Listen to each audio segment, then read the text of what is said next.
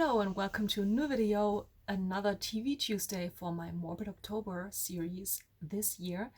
As I already said in my previous video, today I will talk about the very strange case of Elisa Lam. Now this case could have been just a clear-cut accidental death case, not much more to it, but there is so much more to it. It is crazy. The case gathered a huge internet cult following. People try to solve everything that is still mysterious about this case. People came up with tons of theories and conspiracy theories and very far stretches about what could have happened. I will tell you the case. You can think about it. You can make up your own mind. I will give my ideas at the end of this video, and I would be really happy if we could talk about it a little bit because it is crazy. It's a wild ride. Sit down, buckle up. Let's get started.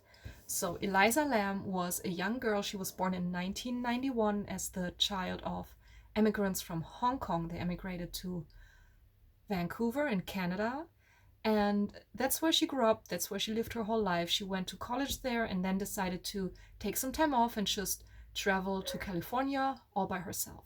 Now, her parents were not too happy about that because she was diagnosed with bipolar disorder. So, of course, they were very worried about her. Can a young girl with this condition really travel across an entirely different country all by herself? But she managed. She had a blast. She contacted her parents every day. So they were okay with it. And she really seemed to have enjoyed herself a lot. Now, the timeline of the whole case starts on January 26th. This is when she arrived in LA. For 2 days, she either stayed with friends or at a small hotel. I don't really know actually. But on January 28th, she checked into the Cecil Hotel of LA's Skid Row. So it's in a part of town that is really, well, it's not the preppiest part of town. There's a lot of homeless people, a lot of crime, a lot of drugs. And the Cecil itself is very infamous. It was built in the late 1800s and has since got a reputation of being just a very creepy place. There are about 16 cases of murder or paranormal activities, lots of suicides, and also 2 very infamous serial killers set up camp there. Richard Ramirez, the Night Stalker, used to live in the Cecil during his killing sprees, and Jack Unterweger, which is an originally Austrian man who killed in the US. Very interesting case too. I might talk about him on Serial Killer Saturday sometime. He also stayed at the Cecil, and there was another very infamous murder case called the Black Dahlia murder that is also tied to the Cecil. So the Black Dahlia case, just to give you a short overview, was about a young girl called Elizabeth. She went to LA to become famous. She wanted to be a film star. She was a really pretty lady, black hair, just super beautiful face. And she wanted to make it big, and she ended up dead instead. She was cut in 2 halves, just disposed on the side of the street in a very indecent pose, found by a young mother and her child. And because her murderer was never found, and because of just her beauty and the entire weirdness of the case, she just became a very infamous cold case called the Black Dahlia murder. It just was the nickname given to her by the media. Remember the name Black Dahlia because it will be important later on in this case. And why is she tied to the Cecil?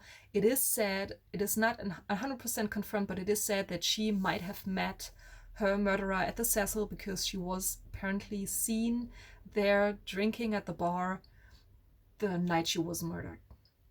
So just the hotel itself already is not the place to stay, but yet Elisa checked in there. She spent the first 2 nights in a shared room until her roommates complained about her odd behavior.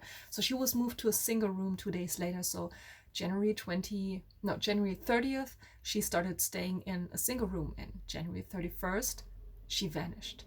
Her parents did not hear anything from her the entire day, so they contacted the LAPD, the Los Angeles Police Department, to please conduct a search. They told them Elisa suffers from bipolar disorder. They have not heard from her. That's very unusual. She usually calls every day. So the LAPD conducted a search. They brought in dogs. They scanned the hotel, but they could not go into every room because they didn't have a search warrant. It was so far just a case of a young girl traveling alone, not calling her parents for one day. So they didn't really, put too much work into it, which is understandable, of course, considering the circumstances. And the dogs did not pick up any scents. They went all the way up to the rooftop. They did not really pick up anything. So they just told the parents there's not much they can do. The parents flew out themselves to help with the search, but there was just nothing coming up. They interviewed the hotel staff and like surrounding cafes and stores to find out anything, but everybody said that she was always seen alone. She was very quiet, very shy, but also kind of lively. So she wasn't an odd person. She was just like one of the many young tourists there that just wanted to have a good time. And she was just never seen with anybody else. That was maybe the only thing that stood out. So on January, I have to look at my notes sometimes to get the dates right. On February 6th, police decided to get the public involved by posting flyers about Elisa's disappearance, but no clues came in. There were no new leads. On February 15th, they decided to release the so far biggest piece of what you could call evidence, I guess, that was tied to her disappearance. It was the last time she was actually seen alive, which was on an elevator surveillance video from the early hours of February 1st. So the video was what sparked the entire internet investigation craze into this case, because it is a very, very odd video. You can see Elisa coming into the elevator. She's wearing like lounge clothing, like just chilling out clothing. She has like very baggy shorts and just like a hoodie. She looks like she just crawled out of bed, which is, of course, I'm not judging. It's how I look most of the time when I'm not doing a video for Instagram. And she comes into the elevator. She's getting very close to the buttons. She doesn't wear her glasses, so people think that she probably couldn't see properly. She presses all the buttons on one side and then steps back and waits for the door to close. Now the door just doesn't close. It seems to be a malfunction, but she just starts to. She gets out of the elevator. She's looking around as if she's looking for someone. She steps back. She's hiding in the corner, so somebody who would pass the elevator would not see her.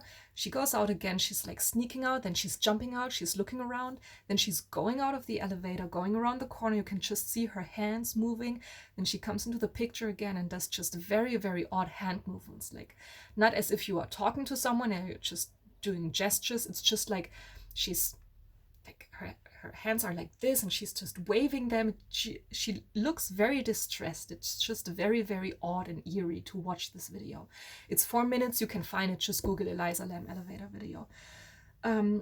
Now, the video itself is already very weird, but what's even weirder is that it was tampered with before it was released.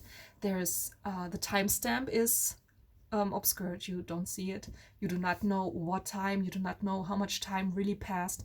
About 1 minute seems to be entirely missing, and parts of it are slowed down and parts of it are sped up, so you do not really see an actual video of what really happened. Now, people say, okay, it was tampered with and the minute is missing because the police had to cut out a minute because someone entered the picture that has nothing to do with the case and they didn't want the public to assume that this person might have anything to do with it, and they get slandered on the internet or so, identified and then doxed, whatever people nowadays do on the internet. But that, not everybody believes this theory. So what we know is just the video was tampered with. Now, even this video did not bring any more clues. Nothing came out of it. And during that time, people started to complain that the water pressure in the hotel was low, that the water coming out of the tap had a very weird color and a very weird taste too. And I think you know what this is leading to. A maintenance worker decided to check on the water tanks on the roof of the hotel. They had 1,000-gallon water tanks up there, and in one of them he found a naked, dead woman floating there, and it was Elisa Lam. She was quickly identified. Her clothes were floating in there too, her keys and her watch. And to get her out, they actually had to drain the entire tank and cut a hole on the side, because the opening that was closed with a lid that the maintenance worker opened and peeked in and found her was very, very small. They couldn't get her out through this hole. They didn't have equipment small enough to do it. So they had to drain the entire tank and had to cut a hole in the side to get her out. She was brought to forensics, and they determined that it was an accidental drowning. There was no sign of physical trauma, no sign of any sexual assault. The toxicology report was very, very hard to get because there was so little blood left in her body, which is normal because she was floating in the water for almost 3 weeks. So most of the blood just drains out of the body. So the toxicology report didn't show much, but it did show that she took her medication for her bipolar disorder, but she did not take, at least for a few days, her antipsychotic medication. Now, the coroner ruled that her death was accidental drowning, that she had a psychotic episode, which is why she climbed into the water tank in the first place, and then she drowned. She couldn't get out by herself. That's the official statement.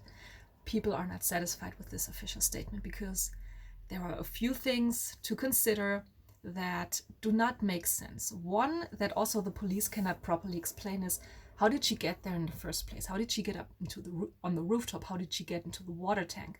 Because in order to get on the rooftop, you have to be hotel staff, because they are the only ones who know how to disable the alarms. There are several alarms in place to prevent people to go up onto the rooftop, and she did not have any keys or codes to do that.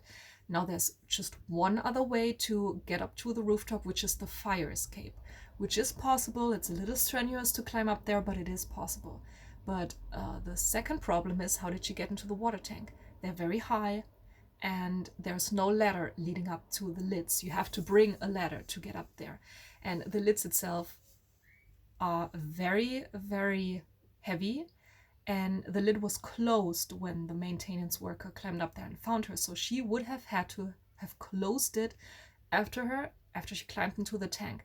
Now she was about 5 foot. She was very petite, and it's just fairly unlikely that she had the strength to open the lid and then also close it behind her in the water tank. Now, this is where all the wild theories start. Some people say that she was dragged up there, that she was killed somewhere in the hotel and somebody brought her up there. It would have been an extremely difficult task to get her up the fire escape and then get her up on the water tank and drop her in there. But who knows? It might have happened. This is one theory that people have that still consider, or that still suspect foul play. Another theory is, of course, that it was someone from the hotel staff who could just easily carry her up the stairs, maybe disguised with some linens or so, as if she's just like a bundle of laundry. She was very small and lightweight, so it would not have been that hard of a task. Could have disassembled the alarms and just thought, let's just drop into the water tank, which was not the smartest idea, because she definitely would have been found. But who knows? Maybe the person was in distress, which we will come back to that when I talk about my theories about this case later. So yeah, there's some weird things still going on, but nothing too strange, right? You would think, but it gets wilder. So people really picked up on something very, very strange now. In 1996, a short story was published that was turned into a movie in 2005. The movie is called Dark Waters, and it is about a mother called Delia and her daughter Cecilia, who move into a rundown apartment that frequently has the elevator malfunctioning and that has a very dark, foul tap water coming out of the taps. And the mother investigates, and she finds a missing girl floating dead in one of the water tanks. To just give you the timeline again, the story was written in 1996. The movie came out in 2005. Elisa vanished in 2013. So the movie was not inspired by her case in any way. It's just like extremely weird coincidence, maybe, that this movie almost predicts her story. Now, I told you, remember the name Black Dahlia. The mother's name in the movie is Dahlia. The daughter's name is Cecilia, like the hotel, Cecil. It's just like, really, if you dive into it, there's just too many coincidences to just have it been a coincidence, I'd say. And people say that this whole thing is a phenomenon called life imitating art. So that not somebody purposely using a piece of art and imitating it in real life, but life actually imitating art. That something happens in real life that was depicted or written down or anything invented, so to say, in art before without any direct correlation, which is, I think, a very interesting idea. And I will talk about the other ideas, and this might actually be the one where you say, oh yeah, that sounds the most logical, because people really went deep down into rabbit holes trying to explain the case. Some people claim that there were reports that two strange men visited Elisa Lam in the hotel and gave her a box. Some people claim that they have seen, there are witness reports of these two men giving Elisa a box. The box was never found, but this is what triggered the entire event, and that it had something to do with either military mind control or some invisibility cloak experiments the military did. Other people say it had something to do with a tuberculosis outbreak on Skid Row during the time of her disappearance, because there is a TB test that is called, and I kid you not, Lam Elisa. It has nothing to do with her, of course. She has nothing to do with this test. It's just like an abbreviation of the chemicals used in this test, which I will not even attempt to pronounce. But it's just like, really, people came up with ideas that were one wider than the other. Like, why the connection with the TB test? Maybe she had a rare strand of tuberculosis that she brought from China, China virus, but tuberculosis is a bacterium actually, but that she brought some tuberculosis back from China and it broke out in Skid Row and the government tried to hide it, and the test Lam Elisa. It's just like, it's very wild. I personally cannot do the mental gymnastics needed to actually come to any conclusion that would make the tuberculosis or mind control or invisibility cloak theories coherent and to make them make sense in my head.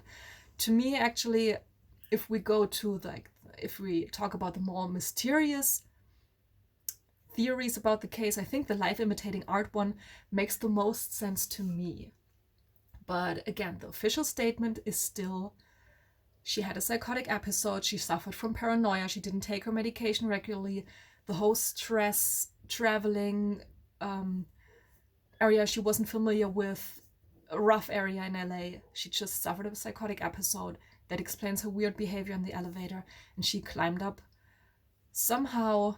Maybe she escaped, maybe it was just by coincidence. She just climbed up the fire escape, ended up on the rooftop, happened to be able to climb to the water tank, close the lid behind her, and just accidentally drown.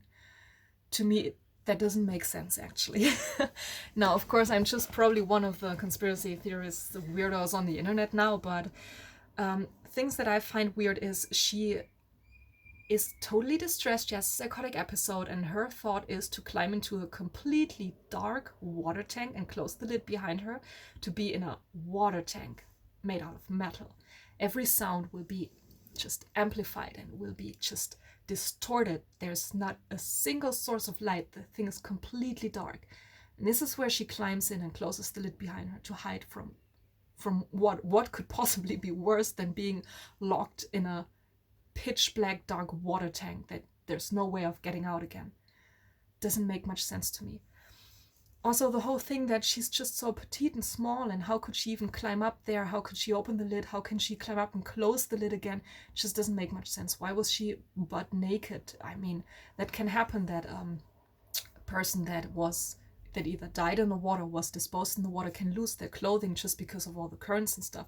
But you don't really have a current in a water tank. So all that just is very, very weird to me. And a theory that I would propose, which probably does not make sense to everyone else, but I think it kind of makes sense to me, is that she might have been shy. She might have been like a loner of some kind, but she traveled alone in America and she stayed at the Cecil in LA. So there must have been an adventurous spark in her body.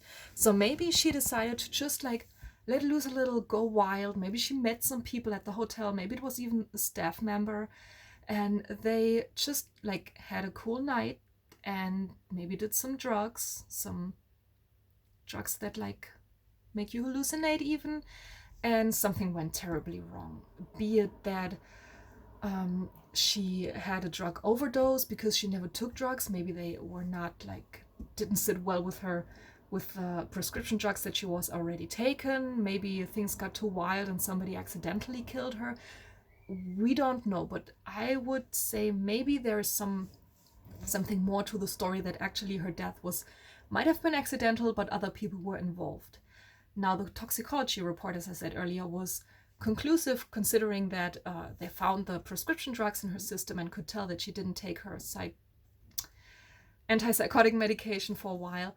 But they might have not picked up on some newer drugs that were just recently concocted somewhere on the street of LA that might have had something to do with her death. And maybe she did hallucinate. That's why she was running into the elevator and just tried hiding. Maybe she was playing hide and seek with the people she was with. We don't know.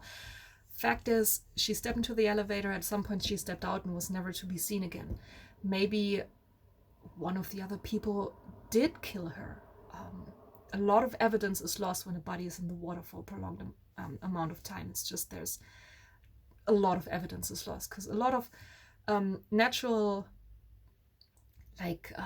process of decomposing can mimic or hide certain evidence of trauma. For example, she had pooling of blood around her anus, which can suggest that somebody sodomized her, but it can also be due to the decomposition.